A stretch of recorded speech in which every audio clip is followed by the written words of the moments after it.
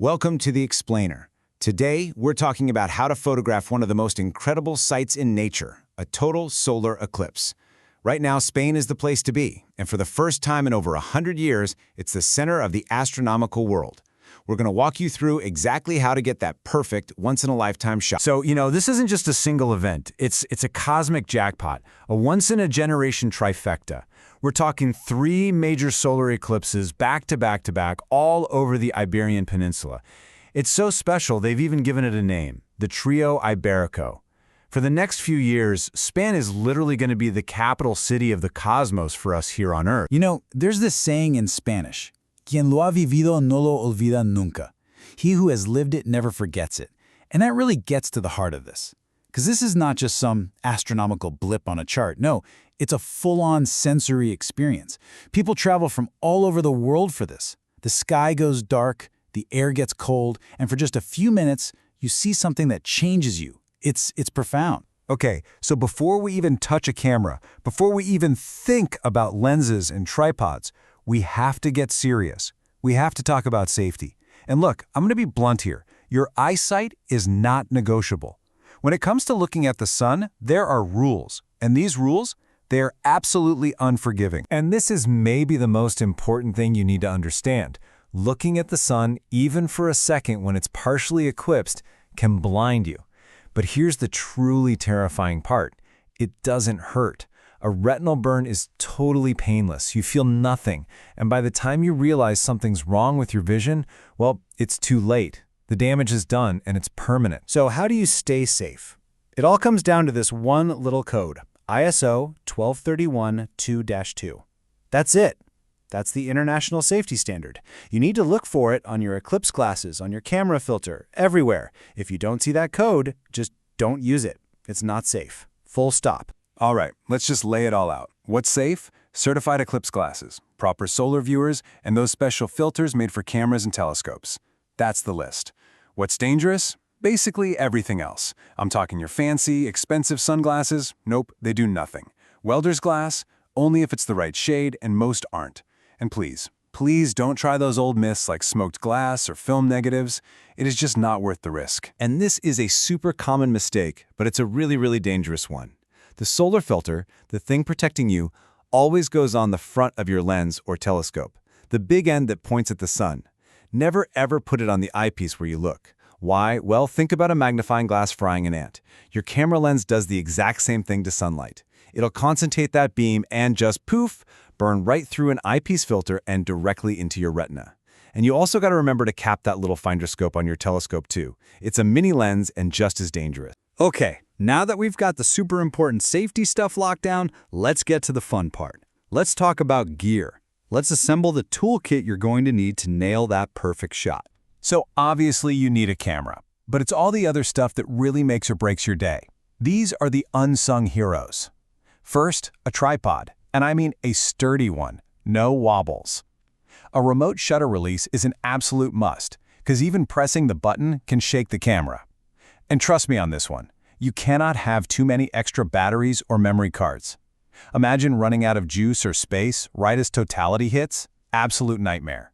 Oh, and a headlamp. You'll be setting up in the dark, so yeah, you'll thank me for that tip. Okay, so what about your lens? This is where you decide what kind of story you want to tell with your photo. Are you going for that epic, wide-angle shot? The one where you see the whole landscape, the horizon, and the eclipse is this incredible feature in the sky? Or are you going for the close-up? The intimate portrait of the sun, where you can see all the detail in the corona, those fiery prominences? For that, you need a telephoto. Something in the 200 to 600 millimeter range, or even a telescope, will get you right in there. All right, let me give you the biggest secret to eclipse photography. Your best photo? It's not made during those 2 minutes of darkness. Nope. Your success is decided before you even get there. It's all about practice. So, what does practice look like? Think of it like a dress rehearsal for the big show. Step 1. Set up all your gear, inside over and over again, until you can do it with your eyes closed. You want that muscle memory. Step 2. Use the full moon as your target practice. It's about the same size in the sky, and it's totally safe to practice your focus and your settings on. Step 3. Scout your location. Get out there a day or two before. See what the light is like. Make sure there aren't any surprise trees or buildings in your way, especially on that western horizon. And finally, do a time trial. Practice at the exact time of day the eclipse will happen. You need to know where the sun will be. And if you're wondering why practice is so critical, just read this. This is a real quote from a photographer on Reddit. His brother-in-law did everything right. Had the right gear, the right filter for the partial phases, but when that magic moment of totality came, in all the excitement, he forgot to take the filter off. He completely missed the shot. That's what adrenaline does. Practice helps you fight that. It automates the process so you don't make a simple mistake that costs you everything. All right, the moment is here. The sky is dark. This is it, the main event. Let's talk about your game plan for capturing those few precious moments of totality.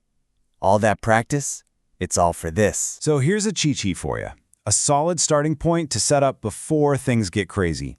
You're going to want to be in manual mode for full control. Shoot in RAW. This is non-negotiable. It gives you way more data to work with later. A good baseline ISO is around 400, and your aperture somewhere between f5.6 and f8 will keep things sharp.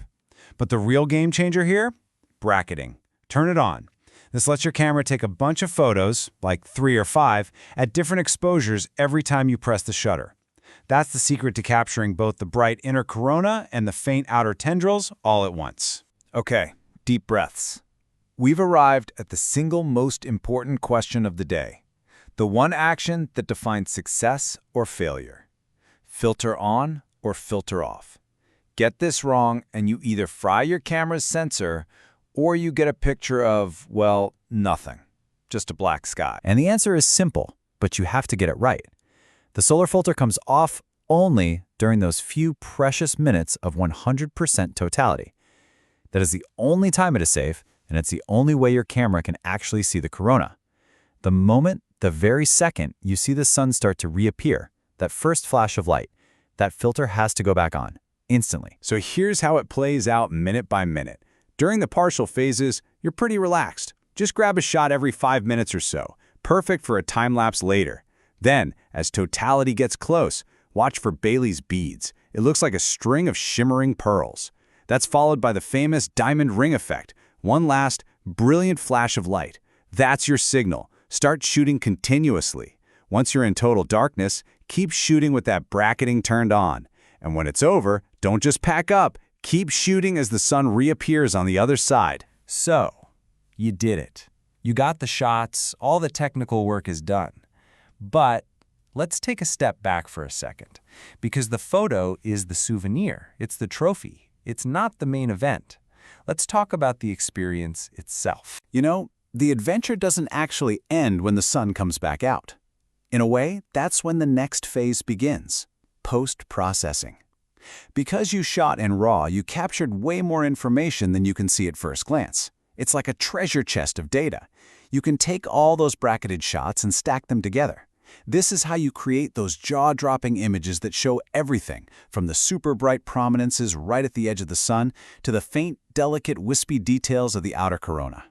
It's stuff that is literally impossible to capture in one single photo. And this might just be the most important piece of advice in this entire explainer. It comes from another photographer, someone who's been there. It's so easy to get completely lost in the technology, glued to your camera's viewfinder, worrying about every little setting. But please, at some point, you have to put the camera down. You have to look up, feel the temperature drop, listen to the sounds around you, see it with your own eyes. Don't forget to actually be there. So that's the real question you have to ask yourself, isn't it? When that shadow sweeps over you and the sky goes dark, are you going to be a photographer obsessed with the machine in your hands, or are you going to be a witness to one of the most profound and moving spectacles nature has to offer? The real challenge is to be both. So do the work, practice until it's automatic, and then, when the moment comes, capture that historic photo, but also witness the magic.